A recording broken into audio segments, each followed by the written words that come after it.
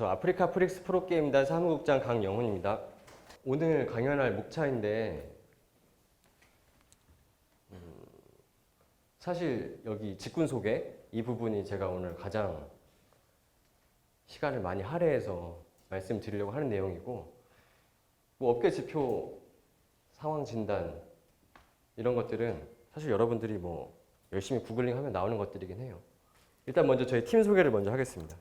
아프리카 프릭스, 이 프릭스가 저희 팀 이름인데 자유롭다라는 뜻의 프리와 괴짜라는 뜻의 프릭이 있는데 그거를 합친 합성어예요. 그래서 e스포츠 시장에서 자유롭고 유쾌한 어떤 도전을 계속한다, 그런 팀이다, 그런 뜻을 가지고 있고요. e스포츠가 요즘에 정말 핫하잖아요. 여러분들 그 e스포츠 관련해서 뭐 기사를 보거나 주변에서 누군가 얘기를 한다거나 하면 다 굉장히 장밋빛 전망 아니에요? 너무 잘 되고 있다고? 그렇게 얘기할 수 있는 이유가 근거가 충분히 있어서 그래요. 골드만삭스에서 처음으로 작년에 e스포츠를 주제로 리포트를 작성을 했어요. 그래서 미래를 바꿀 거대한 산업 분야 트렌드 8가지 중에 하나로 e스포츠를 선정을 했어요. 미국 경제지 포브스에서도 e스포츠는 단순히 게임 콘텐츠를 넘어서 저렇게 뭐 시대를 이끌어갈 새로운 미래 산업이다 라고 굉장히 후한 평가를 했고요. 이렇게 e스포츠에 대한 어떤 주목도가 높아지는 상황에서 글로벌 기업들이 e스포츠 스폰서로 들어오기 시작했습니다. e스포츠랑 연계하면 브랜드가 젊어지는 효과가 있다고 그래요. 그래서 어떻게 보면은 지금 당장 e스포츠 팬덤이 뭐 벤츠를 뭐 구입하고 이러진 않겠지만 미래 잠재 고객이라는 거죠. 너무 좋아요, 지표가. 연평균 50% 고속 성장. 그래서 매출 규모가 2022년에는 한국 돈으로 약 3조를 돌파할 것이다. e스포츠 전문 조사기관 유주에서 발표한 자료입니다. 이제 오늘 핵심 주제인 직군 소개를 하려고 하는데,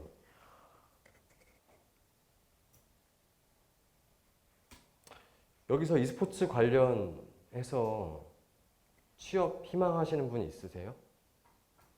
많으시네요. 잘 오셨네요. 네. 혹시 프로게이머 지망생 있으세요? 네, 사실 프로게이머 지망생이 여기 안 있고 연습하고 있을 것 같긴 한데, e스포츠 전망이 그렇게 밝은데 그러면 나도 거기서 일을 할 수 있느냐, 그게 궁금하실 거잖아요. e스포츠 업계에 어떤 e스포츠 업계를 한눈에 볼 수 있는 그런 표고요. 일단 게임사가 있어요. 여러분들 잘 아시는 라이엇 게임즈나 블리자드, 퍼브지 그런 게임사가 있고, 게임사가 게임을 만들죠. 그리고 미디어가 있습니다. 제가 이 미디어에서 기자 일을 했었죠. 데일리 닷 e스포츠나 ESPN e스포츠, 인벤 이런 데가 있고, 또 여러분들이 e스포츠 팬이라면 잘 아실 것 같은 OGN, 스포티비, 최근에 SBS 아프리카까지 방송사가 있고요. 스폰서가 있고, 게임을 유통하고 홍보하고 퍼블리셔가 있고, 대회를 주최하는 오거나이저가 있고요. 플랫폼이 있고, 뭐 한국 e스포츠 협회나 국제 e스포츠 연맹 이런 협단체가 있고요. 또 저희 같은 프로팀이 있습니다. 제가 직업들을 쭉 설명하는데 아무래도 프로게이머의 비중을 조금 설명을 더 할 겁니다. 프로게이머를 중심으로 해서 e스포츠의 그 이코시스템이 있어요. 프로게이머를 하려면 이렇게 단계를 밟아야 돼요. 그래서 되게 어려워요. 지금 한국의 프로게이머 어떤 그 생태계 구조를 보면 그래도 이 구조가 잘 갖춰져 있어요. 선수를 하다가 다음 스텝으로 코칭 스태프를 생각하는 건 굉장히 자연스럽잖아요. 그래서 현재 e스포츠 쪽 코칭 스태프는 대부분이 선수 출신입니다.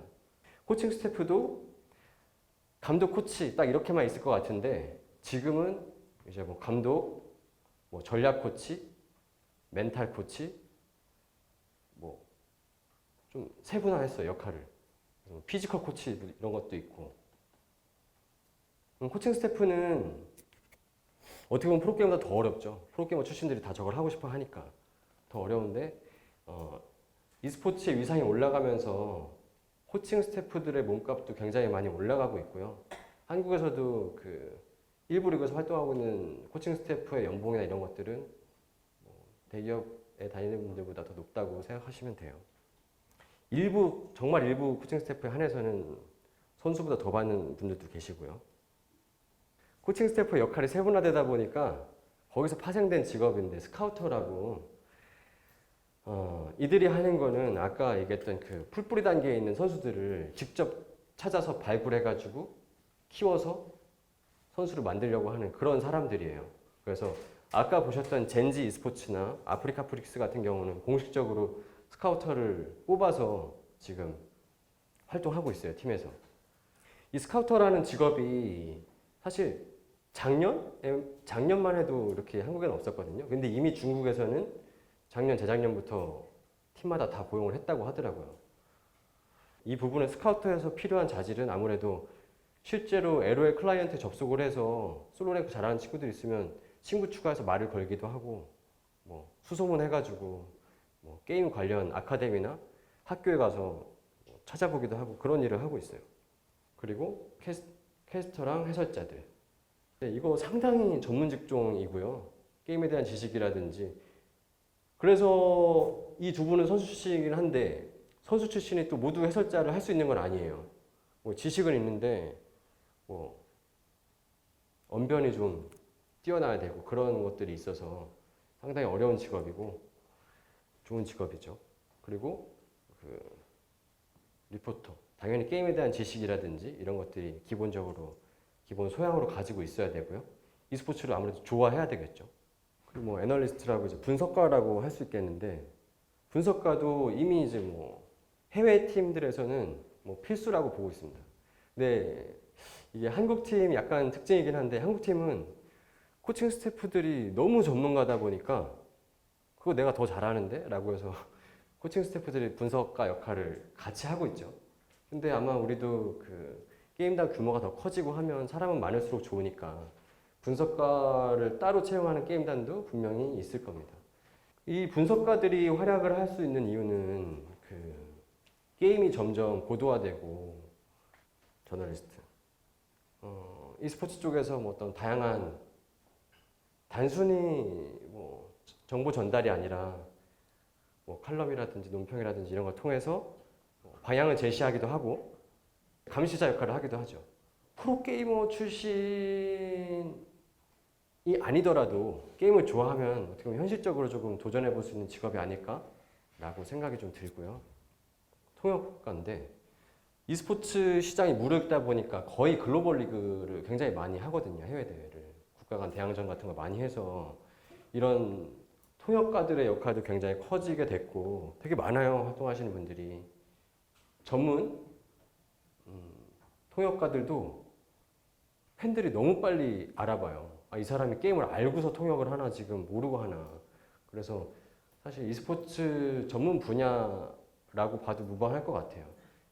지난 1, 2년 사이에 아카데미가 굉장히 많이 언급되기 시작했는데 게임 학원이에요. 게임 학원. 돈을 내고 게임을 배우는 시대 뭐 이렇게 해가지고 막 대중매체에서 엄청 조명을 했었는데 실제로 많이 있어요.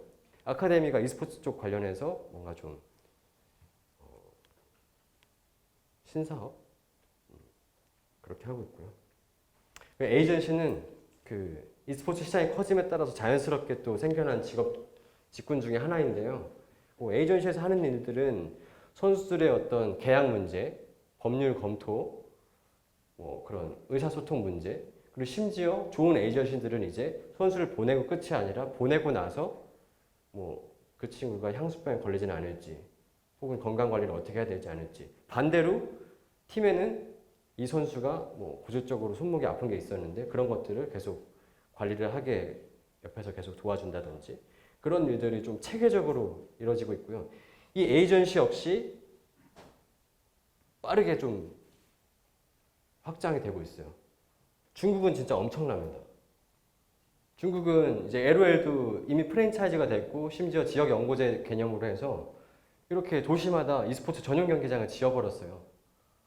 정말 남다른 스케일로 중국은 이렇게 투자를 하고 있고 중국이 이렇게 할 수 있는 이유는 e스포츠에 대해서 그냥 나라 전체에서 좀 밀어주는 분위기예요.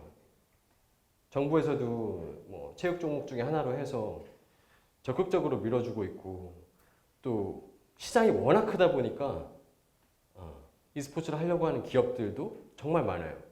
그래서 여러분들이 e스포츠에 관심 있는데 내가 중국어를 잘한다. 그럼 한번 도전해 볼 만합니다. 미국도 마찬가지인데요. e스포츠 시장이 크다 보니까 게임단의 가치를 시장에서 인정을 해주는 거예요. 뭐 스트리밍을 해도 그렇고 머천다이징을 해도 그렇고 충분히 팔리고 그럴 수 있는 시장이라는 거죠. 오늘 LOL 위주로 설명을 드리긴 했는데 그 오버워치 리그가 사실은 그 프랜차이즈를 가장 먼저 도입을 했거든요. 글로벌 스폰서들도 불러오고 해서 여기는 정말 체계화된 미국의 정통 스포츠 모델을 그대로 따라하고 있어요. 그래서 처음에 되게 회의적인 시각이 많았는데 결과적으로 지금 되게 잘하고 있는 것 같아요. 이런 기업 가치로만 따졌을 때는 아직 정통 스포츠의 뭐 MLB 구단이라든지 뭐 프리미엄 축구 구단이라든지 이런 데는 한참 못 미치는데 그래도 게임단이 이 정도 가치가 있다는 것들도 e스포츠를 잘 몰랐거나 관심이 없던 기성세대들이나 그런 분들이 보면은 정말 깜짝 놀랄 수치라고 저는 생각을 합니다. 당연히 가파르게 올라갈 거라고 생각을 하고요. 앞으로도. 한국이 아직까지 뭐 완전히 뺏긴 건 아니지만 주요 대회 타이틀도 이미 해외에 많이 빼앗겼고 현 시점에서 가장 잘하는 팀은 유럽의 G2잖아요. 네. 그러니까 뭐 그런 것들도 위기이고 산업적으로도 많이 뒤처지고 있는 것도 위기이고 저희가 뭐 좀 이빠른 얘기 하는 것 같지만 저희가 믿을 거는 어쨌든 인적 차원 되게 익숙한 풍경이죠. 네. 저기서 이제 또 롤드컵 전사들이 탄생하겠죠. 감사합니다.